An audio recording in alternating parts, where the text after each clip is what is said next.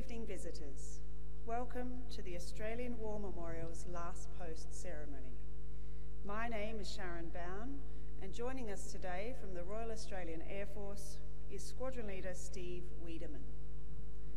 We warmly welcome the family of Private Lionel Schmitzer and Company Sergeant Major Thomas James Schmitzer, whose stories will be told shortly. We are pleased to welcome the Defence Widows Group to this ceremony this afternoon. The group is a subgroup of the ACT branch of the Defence Force Welfare Association. It was established in 1981. Its focus is on providing mutual support and friendship through an established network and the organisation of events for approximately 300 defence widows residing in the ACT. It is an inclusive group, the only criterion for membership being that a partner donned a military uniform in the service of their country. We also warmly welcome members of Number 4 Intake RAF Engineers Apprentices 1950. We welcome the veterans who have served, those that are still serving, and the families that support them. We acknowledge the members of RSL and Services Clubs Association, RSL Victoria and RSL Queensland, who are watching the broadcast of this ceremony across Australia. We welcome the family, visitors and students who will be laying wreaths on behalf of the following schools.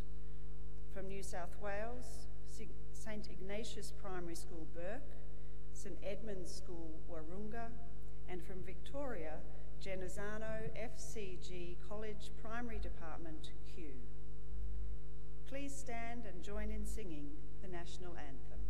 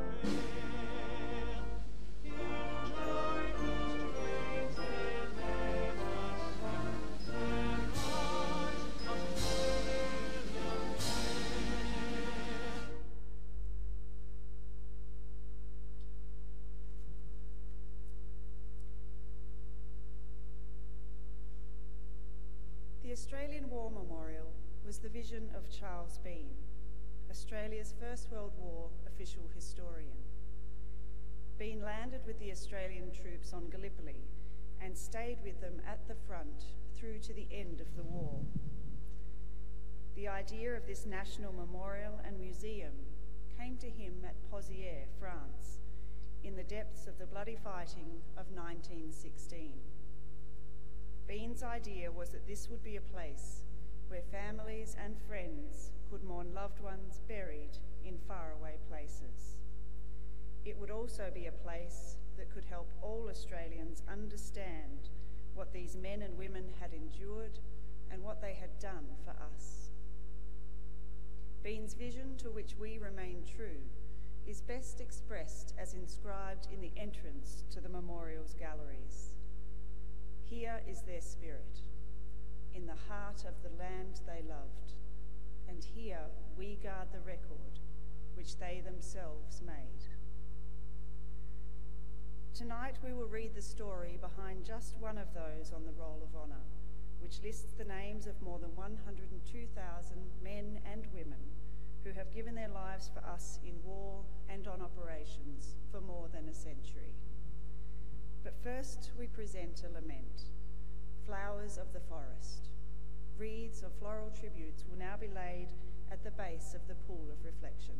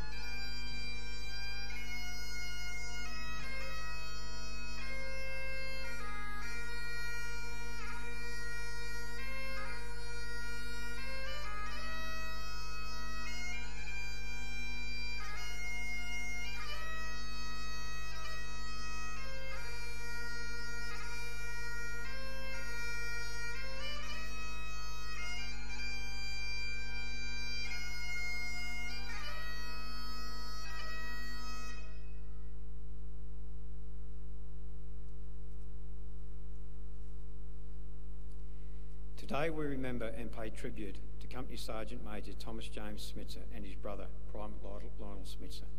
Thomas Schmitzer was born in 1893 to Frederick and Honora Schmitzer of Mitchell's Island, the largest of several islands in the mouth of the Manning River, New South Wales, mid-north coast.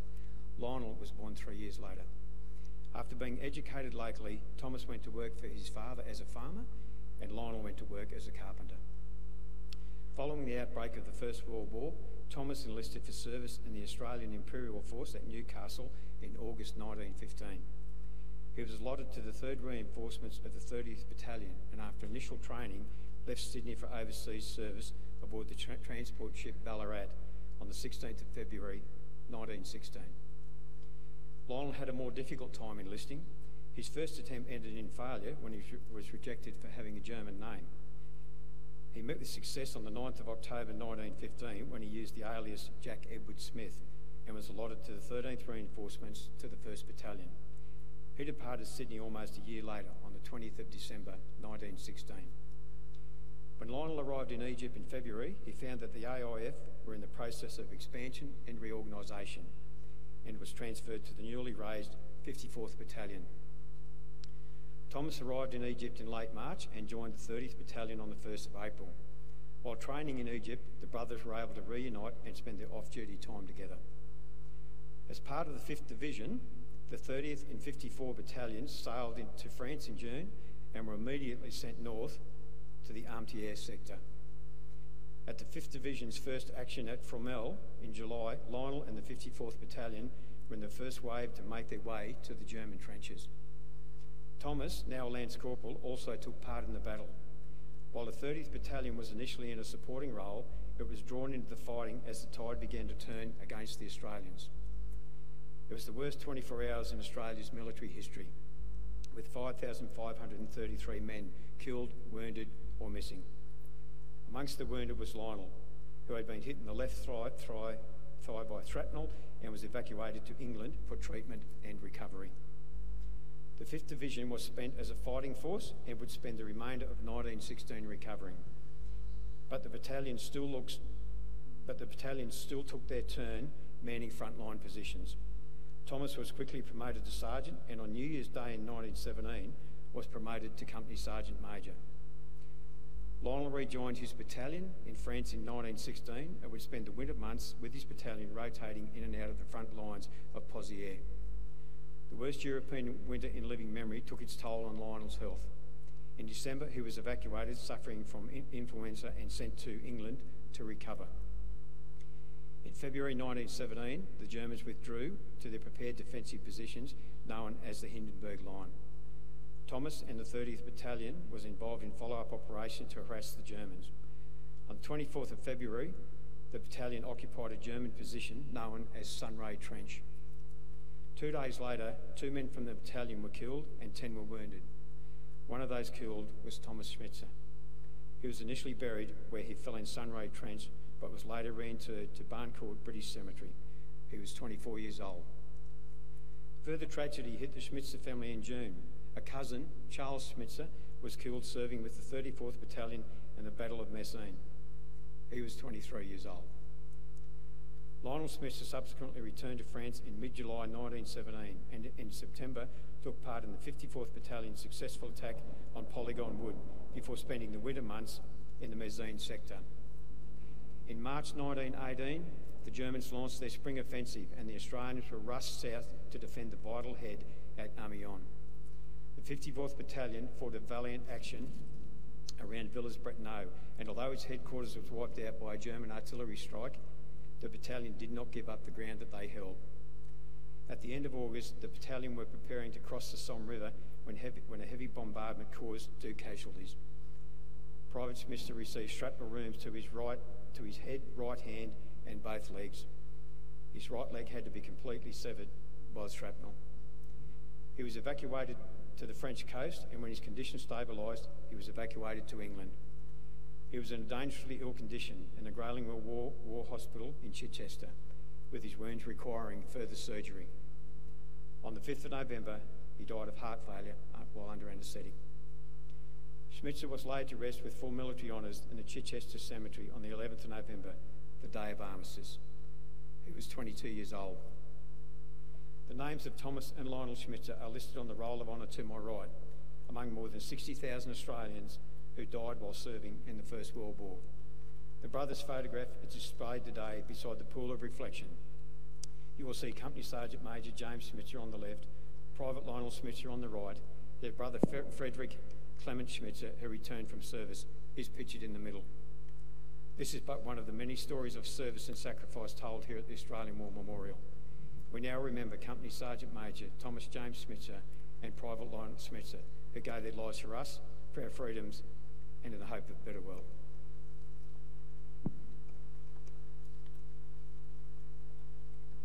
Please stand for the reading of the Ode and the sounding of the last post.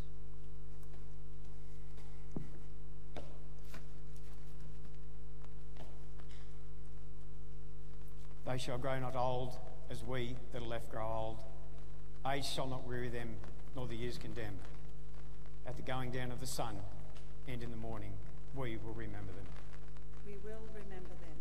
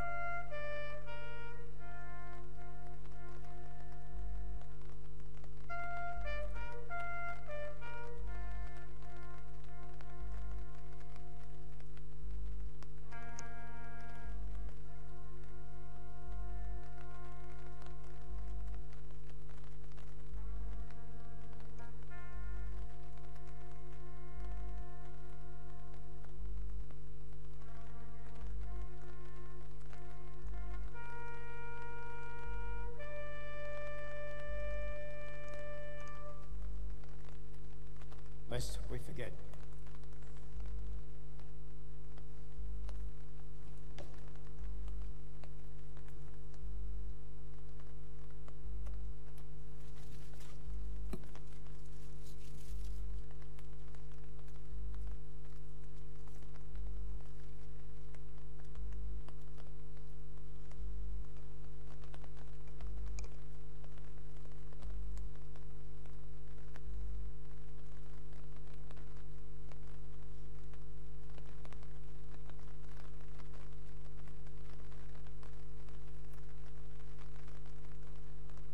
This evening with the words of the memorial's founder, Charles Bean. Many a man lying out there at Poziere or in the low scrub at Gallipoli, with his poor, tired senses barely working through the fever of his brain, has thought in his last moments, well, it's over. But in Australia, they will be proud of this. Ladies and gentlemen, girls and boys, that concludes the last post ceremony. We thank you for visiting the Australian War Memorial, and we wish you all a very